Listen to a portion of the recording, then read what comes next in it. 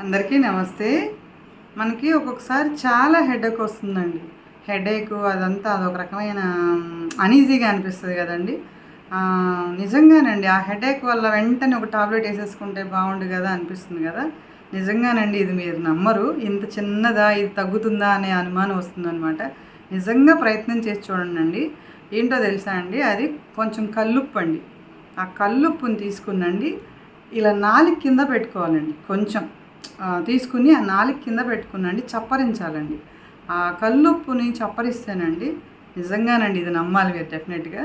ఈ కల్లుప్పు అయ్యే లోపలండి మనకు ఉన్న తీవ్రత తగ్గుతుందండి. తప్పకుండా టాబ్లెట్‌తో పని లేకుండా తగ్గిపోతుందండి. నిజమే. అంటే ఉప్పుకి ఇంత ఉందా అనిపిస్తుందండి.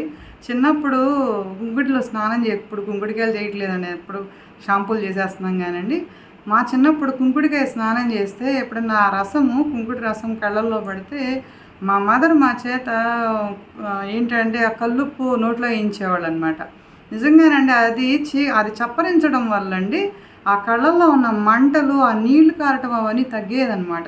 ఇది కూడా అంతేనండి. నిజమండి.